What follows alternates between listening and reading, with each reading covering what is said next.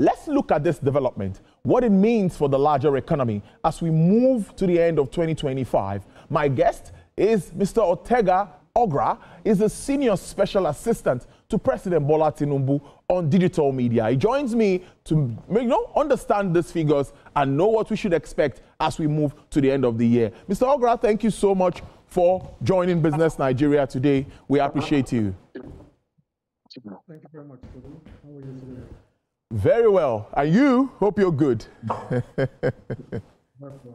All right, then. The numbers look good. Yeah, the numbers really look good. You would agree with me.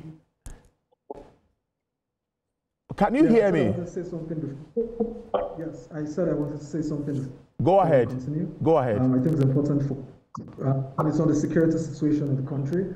Mr. President has spoken this afternoon. He has said no one who threatens Nigeria, anyone who threatens Nigeria will feel the full weight of the law. And he's also delayed his trip to South Africa for G20 and the EU conference in Angola, pending when he gets reports from the security agencies, proper reports, and he's directed them to move with clarity. So I think it's very important that we situate that. The president is heartbroken at the losses that we've had, and we pray that God grants the families that they left behind, some sort of succor and grand rest. Thank you. All right, then that's noted. And I think that is really key for us to touch on that.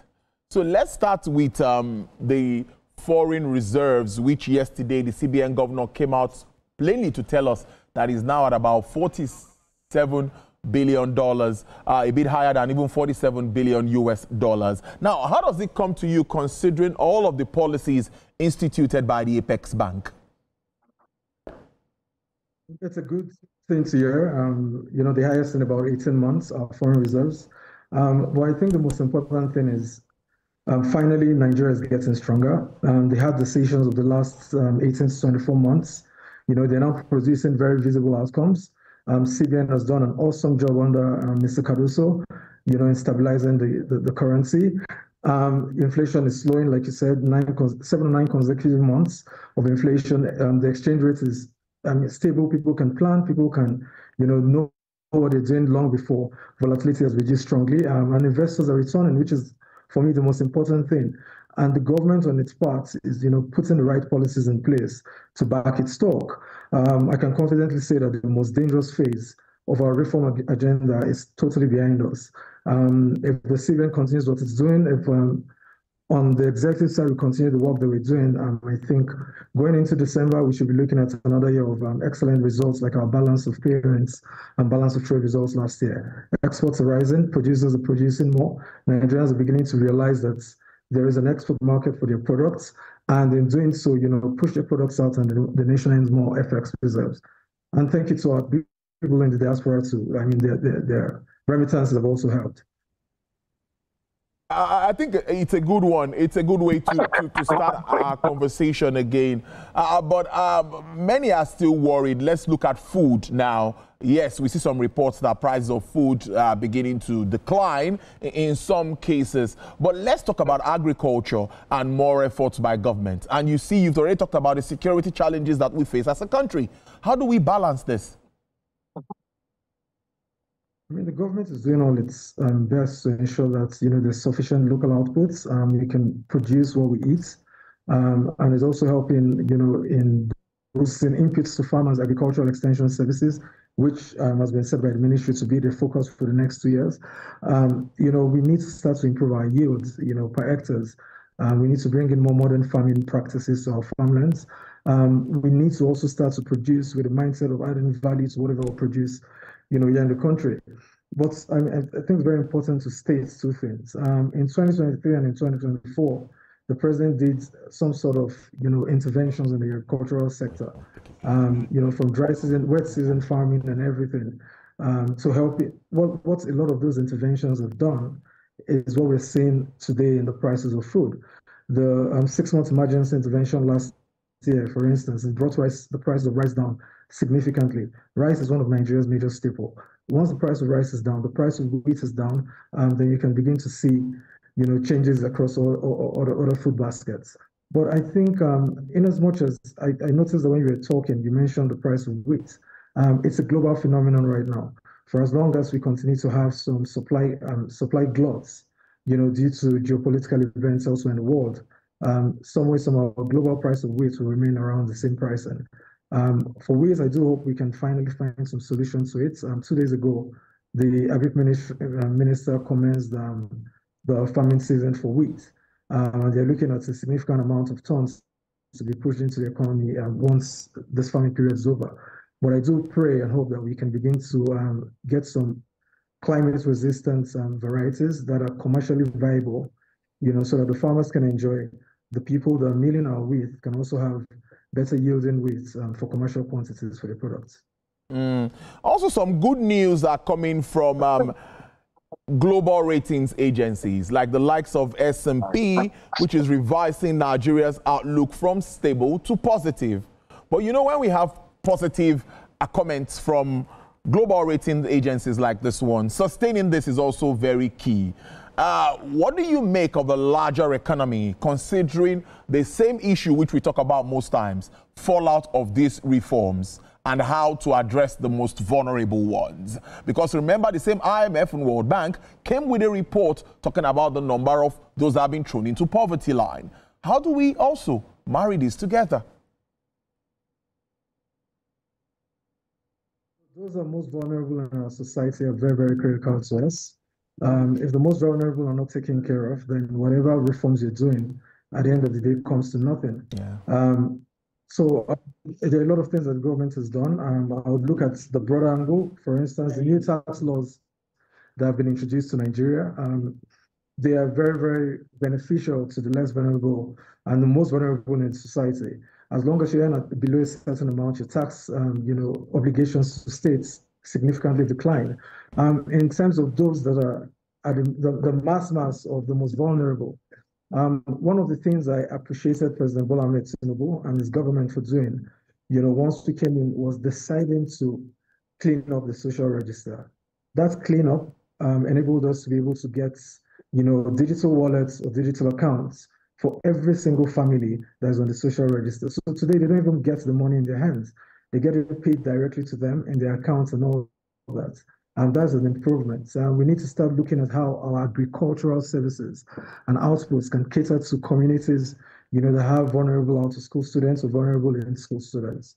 If communities can begin to plant and feed, those students within that community, it has a cyclical effect, on the economy of that community as a whole. And if we can do that, which I know is part of the plans of the Ministry of Agriculture, but if we can get that to work, then gradually we begin to reduce the numbers of the most vulnerable in society, and then they can continue to contribute even better, more productive lives to the betterment of the community's economy and the nation at large. That is key. And let's see that we have a stronger Naira now. We've seen stability in our currency. That, again, is thanks to the Apex Bank for its policies. Of course, slowing inflation. I alluded to that earlier. But sustaining this is also key. Another question around sustainability. Many have asked the question that if we continue at this rate, maybe before the end of the year, we could have a decline, or maybe our currency could be better priced. Maybe we could even have an exchange rate of maybe 1,000 Naira to 1,100 or 1,200. I don't know how that comes to you, if you think that that would happen, considering the stability that we have in that space. Do you still think that our currency is appropriately priced at this time? So a lot of economists believe that a stable Naira is better off for us than, a stronger Naira. That's a personal opinion. However, one thing I need you to know is that whatever we've been doing in that space, whether the CBN on the fiscal or monetary policy side, are products of discipline. That discipline is what's going to ensure, sustainability of whatever projects we're running at the moment. So I don't think a stronger Naira or a weaker Naira is a conversation we should be having. Despite the fact that we have a currently weaker Naira, you're seeing a lot more exporters, going to the bank, smiling to the bank. There are benefits to both sides of the equation. But what's most important is the central bank has shown that they'll be disciplined in the way they manage our finances. They'll be disciplined in the way they manage, our treasury. And I think that gives me more hope than any other thing could do. Also a good one, we're able to return to international capital market and raise bonds of about 2.35 billion euros. And most of our bonds, they're always oversubscribed, and that brings back the issue of confidence in Nigeria's economy. You are close to government. Of course, you work with Mr. President. What do you make of investor confidence at this time with Nigeria? And what are your projections for that, for the export and import space, if you're looking at investors' confidence generally? Going to keep going to the moon. I think President Bola Ahmed Tinubu has done a whole lot in the last 2 years to give them confidence to know that, see, Nigeria is back in business. Nigeria will always honor its obligations, which was one of the first things he did when he came into office. Nigeria will continue to carry them along in making informed decisions about its economy. Nigeria would not manipulate its numbers. You're seeing more transparency, more accountability in the way government is operated and the way our books are made open to the public. That's the type of leadership that, sustains, the kind of inflows that we're looking for. What we need to start doing as a government, as an administration, is to ensure that we continue on this path, or we sustain this path of reform, but we continue to put our ears on the ground, because it's very important that, we listen to the people, and the people's feedback is factored into whatever policies we are doing. But the long-term solution is very simple. We need to produce more, we need to export more, and in doing so, we'll earn more and spend better as a country. Now, we know that there's increased allocation. FAC increase, states are getting more money, local governments are getting more money. But the question really would be, how well do you think states and local governments are helping complement efforts of the federal government? The federal government cannot do this alone. I'm talking about addressing the challenges, the fallout of the economic reforms. The federal government will not be able to do this alone. A lot of state governments have been doing extremely well, and I give them kudos for that. Those who are not doing well can surely learn from the state governments that are doing well. We're seeing a lot of local governments beginning to stand up to their responsibilities as a federation unit. You're seeing local governments do what they're meant to do, from primary healthcare centers to trunk C roads, to primary schools. You're seeing them even doing, in some cases, doing low-cost housing. I think we need to do a lot more in seeking accountability and transparency from all levels of governments, whether at the federal government or the subnationals, but most especially at the subnationals. You can't always know what the federal government needs to do as a citizen of Nigeria and fail to know what your local government is meant to do or your state government is meant to do. So if we did educate ourselves a little bit more, we can then begin to demand more. This is where the media also comes in. You need to do your own bits in helping the citizenry understand what their rights are, what the obligations are to states, and states to them. But you talked about the fiscal side and, of course, the monetary side. We've seen Mr. Cardoso doing a lot. Likewise, Mr. Wale Edun also having lots to attend to many times. But do you think we have that proper handshake between both parties, better than what we used to have in this country? I mean, both parties, or both heads of both sides of that divide, both Mr. Wale Edun and Mr. Cardoso have said it's times down number that there's increased, there's better synergy between both sides of government. And that does not take away their independence. That does not take away that Roman wall that separates them. But it is very important in the interest of Nigeria that both sides move, and one side doesn't, negate the gains of the other. That synergy is not something we've seen in a very long time. You're very likely to hear about clashes between both sides of that divide. But Nigeria is winning, and that's what's most important for each and every Nigerian right now. So again, back to some positives. Yesterday, I also read that the NUPRC is talking about increasing oil production. And we've seen what's been happening with oil refining in our country, stability in that space, the back and forth with the 15% on imported fuel and all of this. Executive orders have also made the oil and gas sector, I think, more attractive than what it used to be. I like your thoughts around this space. It remains very important. The president is from that space, Mr. President Bola Ahmed Tinubu, and is bringing that experience he has there to bear in managing, the energy sector of this of this economy. I must also give it to, those who are heading the various, roles under that space, from the SSA on energy to both ministers of petroleum and gas and, petrol resources, as well as the regulatory agencies, NUPRC and NMDPRA. We came into office at a time where all that was accruable to Nigeria was less than 1 million barrels, per day.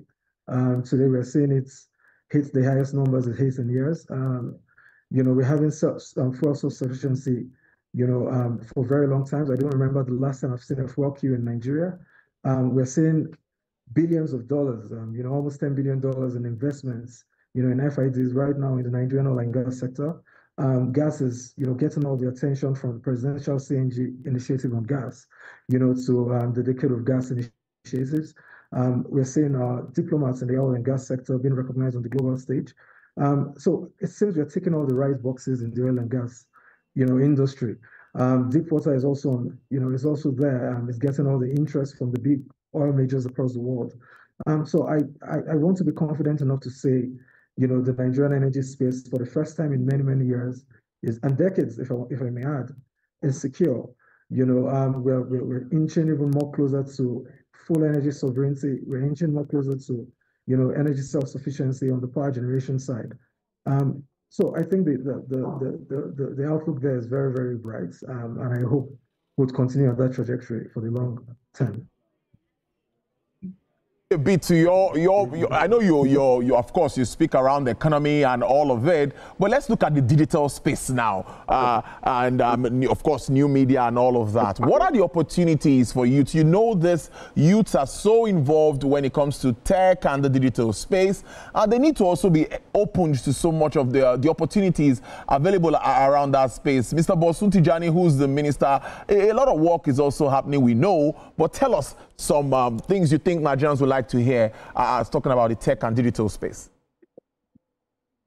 So I'm glad at the tech and digital space, most especially because on one side, a lot of the issues bedeviling the communication space with the telcos and NCC have been finalized. They're making in more money. I've looked at their books, their most recently released results, and it's been excellent. On Bosun's end, we're also seeing a lot of interesting projects that are not only set to upskill those with already good skills and prepare them for exporting those services like NATEP and Co. But we're also seeing projects to bring people and teach them in the basics of that space. Also, you have a lot of people in the private sector who are doing extremely well in helping to upskill even those that are already skilled even further. And they're placing them in a lot of global companies, and that's to Nigeria's credit. In terms of my personal advice in a space that I'm also heading, the presidential office, is for a lot of our young people not to close their eyes while the rest of the world is moving. We're seeing AI making a very, very big play across the world. It's becoming a tool for sovereign control. We're seeing a lot of Nigerians who are also doing a lot in that space, but we as a government, we need to, put in more effort in supporting them so that they can compete, globally. The outlook for that sector, like you alluded to earlier in the conversation, is also excellent. And I hope that more investments will continue to come in so that Nigerians across all age groups, because that's the beauty of digital, can continue to make the best of the digital space.